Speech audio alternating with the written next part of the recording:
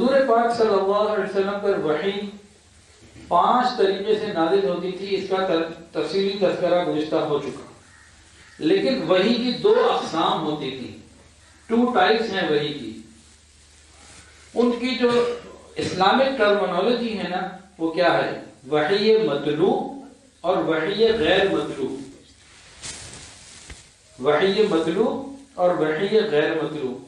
وحی مطلوع اس وحی کو کہتے ہیں جس کی تلاوت کی جاتی ہے، یعنی قرآن مجید بار بار پڑھا جاتا ہے، رمضان میں خاص طور سے. وحی غیر مطلوع یہ کیا ہے؟ یہ احادیث صحیحہ ہیں، صحیح احادیث کو وحی غیر مطلوع کہا جاتا ہے یہ وحی، لیکن اس کی تلاوت قرآن مجید کی طرح نہیں کی جاتی. تو وحی کی 2 اقسام، مطلوع اور غیر مطلوع، دونوں وحی ہیں. ہمارے پاس دانشور جو اپنے آپ کو کہتے تو مسلمان ہیں، لیکن اسلامی احکامات کی پابندی کرنا، نماز، روزہ اور پردہ، ان چیزوں سے وہ بچنا چاہتے ہیں، آزادانہ رہنا چاہتے ہیں کہ رند کے رند بھی رہیں اور جہاں جنت بھی ہاتھ سے نہ جائے، تو وہ وحی غیر مطلوع کا انکار کر دیتے ہیں. اب انکار کرنے کے لیے کوئی لوگوں کو بتانے کے لیے لاجک بھی تو چاہیے.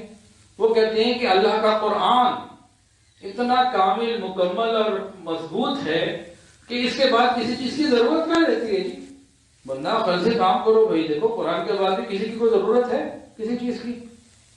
اللہ نے سب کچھ قرآن میں بتا دیا، اب کسی چیز کی ضرورت نہیں. یعنی حدیث کا انکار اس طریقے سے کرتے ہیں. ان کو کہا جائے کہ بھئی اللہ کے بندے حضور پاک صلی اللہ علیہ وسلم کی اتنی باتیں وہ کیا ہے؟ اوہو یار وہ تو بھئی بات یہ ہے کہ وہ اصل میں اسلامی حکومت کے سربراہ تھے نا. ایک سربراہ حکومت سربراہ ہونے کی حیثیت سے اپنی عوام کو بہت سارے احکامات دیتا ہے، تو وہ اس احکامات اس زمانے کے ان احوال کو سامنے رکھتے ہوئے تھے. بس آج تک وہ قابل عمل نہیں ہے، وہ 1400 سال پرانی باتیں ہیں. انا للہ و انا الیہ راجعون.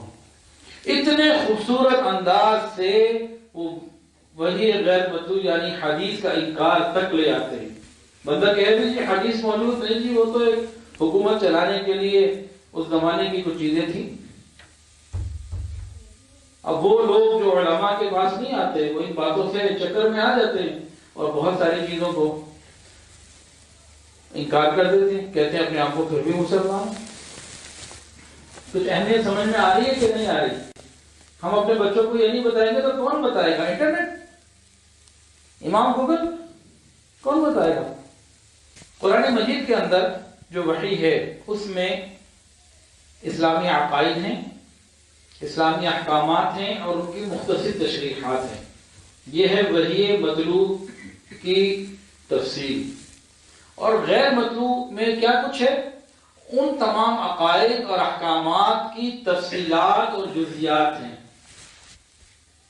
مثلا نماز پڑھنی ہے، قرآن میں آ گیا نماز پڑھو.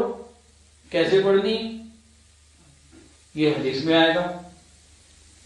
قرآن میں آ گیا روزہ رکھو، فرض آ گیا، کتب علیکم الصیام، روزے فرض کر دیے گئے، یہ وحی مطلوع آ گئی.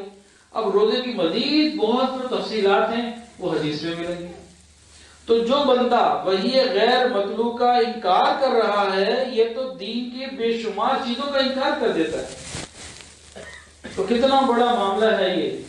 تو ہمیں اپنی نسلوں کو یہ سمجھانا نہیں ہے بھئی، سمجھیں، بہت سمجھنے کی ضرورت ہے. اچھا جی، یہ تو میں نے عقل سے بات کی نا، اب قرآن سے بھی ذرا بات کو سنیں تاکہ بات مضبوط اور مدلل ہو جائے. اللہ رب العزت نے وحی مطلوع اور وحی غیر مطلوع دونوں نبی علیہ السلام کو عطا فرمائی، اور وحی غیر مطلوع کا بھی قرآن میں ذکر ہے. قرآن مجید سے سنیے وحی غیر مطلوع کی دلیل. اگر کوئی سو رہا ہے تو وہ یاد ہے. وَمَا جَعَلْنَا الْقِبْلَةَ الَّتِي كُنْتَ عَلَيْهَا إِلَّا لِنَعْلَمَ مَن يَتَّبِعُ الرَّسُولَ مِمَّن يَنقَلِبُ عَلَى عَقِبَيْهِ.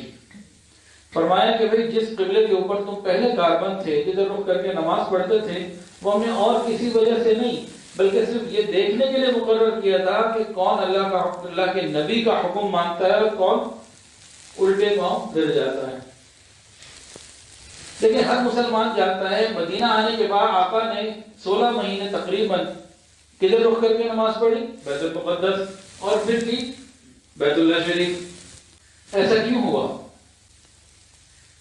یہ تو اللہ کا حکم تھا، اللہ دیکھنا چاہتے تھے کہ بھئی کون مانتا ہے اور کون نہیں مانتا، کون پھر جاتا ہے۔ لیکن یہاں جو بات قابل غور ہے نا، اللہ تعالیٰ فرماتے ہیں کہ بیت المقدس کی طرف رخ کرنے کے حکم کو ہم نے کہا تھا، کہ جہاں تم پہلے رخ کرتے تھے وہاں سے تبدیل کروایا تو وہ ہم نے کہا تھا۔ آپ پورا قرآن کھول لیجئے، الف لام میم سے لے کے والناس تک پورے قرآن میں ایک آیت کا ایک ذرا سا بھی ٹکڑا نہیں ملتا جس میں یہ کہا گیا ہو کہ بیت المقدس کی طرف رخ کر کے نماز پڑھو۔ اور نبی علیہ السلام کو اللہ فرمانے کے حکم دیا، تو یعنی کہ وہ قرآن کے علاوہ کوئی وحی تھی، حکم آیا وحی کے ذریعے، وہ قرآن مجید کے علاوہ کوئی وحی تھی۔ تو وحی مطلوع اور وحی غیر مطلوع یہ دونوں اقسام ہیں۔ وحی مطلوع کی تلاوت کی جاتی ہے اور غیر مطلوع کی تلاوت نہیں کی جاتی۔ وحی مطلوع کے ذریعے احکامات، عقائد، موٹی موٹی بنیادی باتیں اور کچھ ان کی تشریحات اور تفصیلات بتا دی گئیں، اور وحی غیر مطلوع یعنی حدیث کے ذریعے اس کی مکمل ڈیٹیل بتا دی گئی۔